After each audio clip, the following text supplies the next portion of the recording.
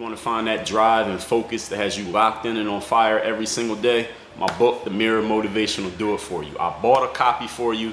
You take care of the shipping. The book is free. Click the link down there. I got you. DreAllDay.com. Dre Baldwin, DreAllDay.com. Here in Miami, sometimes I'll be outside. I'll be outside a lot. At least when it's not raining or it's not crazy hot and I can't stand the sun.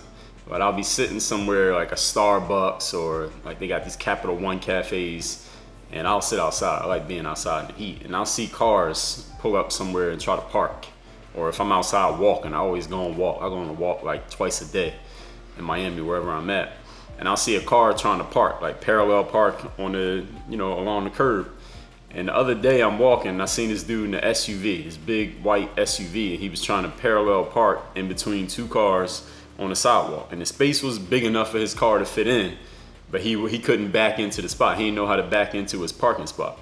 And one thing I learned early when I first started even coming to Florida, before I even moved to Miami, is that down here, you don't really have to learn how to parallel park to get a driver's license. Like where I'm from in Philadelphia, to get a driver's license, you had to parallel park in between two cones. You had to show the instructor that you could do it. And if you couldn't do that, you would fail the test. But I don't think they make you do that here in Florida, because I see a lot of drivers who just can't parallel park. And they probably never had to learn it, because in Florida, you got a lot of parking garages, or you'll have these big parking lots where you can just pull into a spot and then you can just back out of the spot. So this guy obviously did not know how to parallel park. He was trying to park, the car wouldn't fit, and then he eventually just, when people get pissed off because they can't get in their parking lot, he just sped off from the spot because he couldn't get into the spot. And I remember thinking to myself, that right there is a good metaphor, is a good parallel to how people give up so easily in life. Just give up on things when they're not good at it immediately.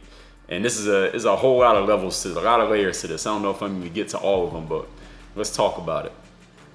One reason why people give up on things so easily, as I just said, is because they're not good at it immediately. They don't take to it immediately and get immediate results. And because of the world that we're in now, where somebody can have an idea, record it and post it to their story or to YouTube immediately, or to Facebook, whether it be a video, whether it be a post, a written post, a picture, a GIF, a meme, anything, as soon as you get the idea and then the result from the idea, and the result is you post a video and people watch it and comment. You post a meme and people like it. You post some kind of post and somebody responds and comments. You post something that's supposed to be funny and people laugh. You get immediate results. When somebody posts on social media, the unconscious result that we get from posting on social media is the response from the audience. That's is a dopamine hit, as they say, as the scientists like to say. And that's why people get so active on social media, because you're getting that hit. It's like a drip. You're getting it all day. The more times you post, you're getting a drip of dopamine all day, and it feels good. And that's why people keep doing it. The thing is, in life, sometimes you're trying something that's not so easy, something more important than parallel parking an SUV, but something that you're serious about, or at least you hope to be serious about and get serious results from. It's probably not going to come that easily. The results are not going to come that easy, because if it did, then everybody would be doing it, and it probably wouldn't be as valuable to you as it is, because anybody can get it. I mean, if anybody can get something, it's not as valuable as something that only a few people can have, right? We all understand the laws of supply and demand. If you don't, you go read an economics textbook, something like that. So that's the first thing. Things that matter are not going to come to us easily, but people give up on them so easily. So here's an insight, if you didn't read between the lines. If you just stick to something, even when you suck at first, you're going to get rewards that most other people won't get. And even when they know that you're getting the rewards, they could try to get them, but when they see how hard it is, they're going to give up anyway. And your thing is going to become even more valuable just because of the fact that so few people are willing to go through what you had to go through to get it. Here's the other side to this. Napoleon Hill, when he wrote his book, Think and Grow Rich, back in the 1930s. This was at the height of the Great Depression when Napoleon Hill wrote this book. And if you haven't read Think and Grow Rich, it's a very popular, probably the best-selling business book of all time. Who knows how many times it's been downloaded and read for free. People didn't even pay for it. Still the best-selling book of all time, business-wise.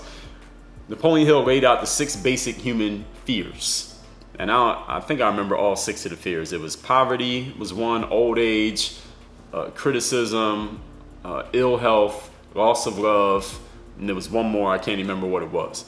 But the number one fear that Napoleon Hill laid out at that time was the fear of poverty.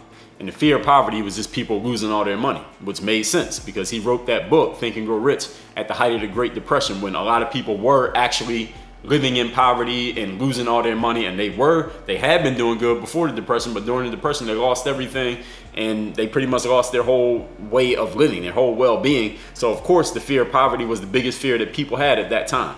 Now, while the fear of poverty is still a big thing these days, because a lot of people have a lot of anxieties and stresses and a lot of unhealthy ideas around the whole concept of money, I think something has replaced the fear of poverty as the biggest human fear these days. You know what that biggest human fear is now? And I'm recording this in 2019, but whenever you watch this, you can watch this in 2029, it'll probably still be the biggest human fear. You know what it is? It's the fear of criticism. This is the biggest fear that people have these days.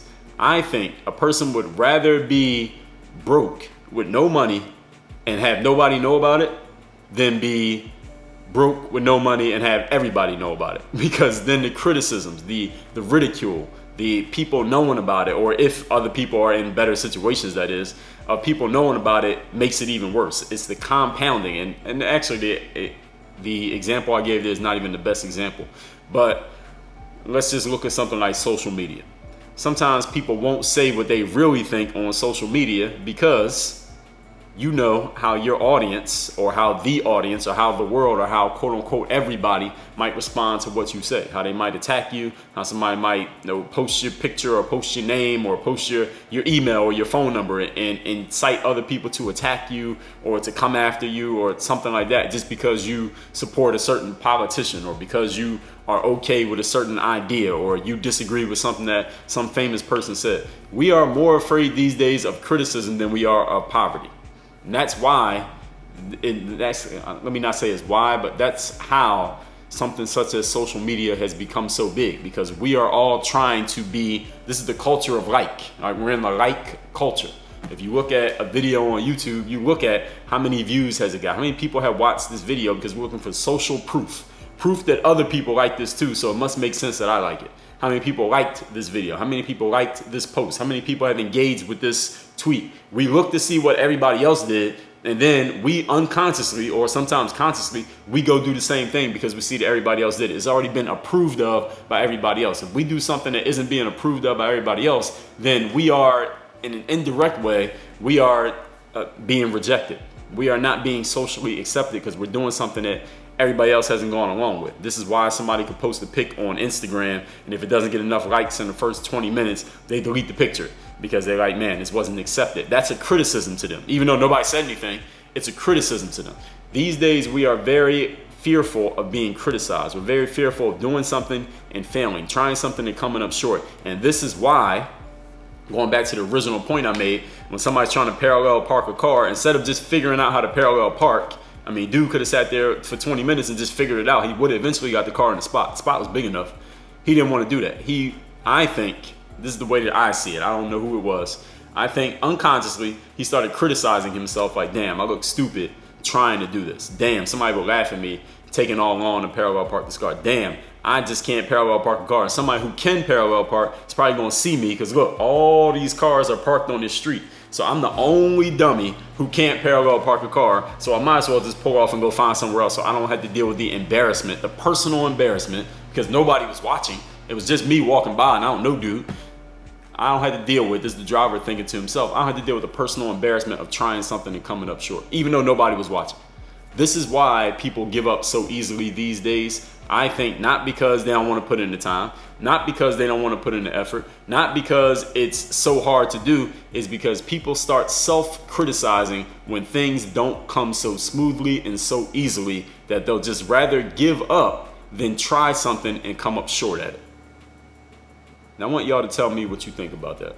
I want you to tell me what you think about people giving up easily, times you've given up easily, times you've been maybe criticized or ridiculed for it not achieving something as quickly or as easily or at as high a level as somebody else. Because I guarantee this has been happening since way before social media, but it's a bigger thing now because we can all broadcast our own and other people's news these days.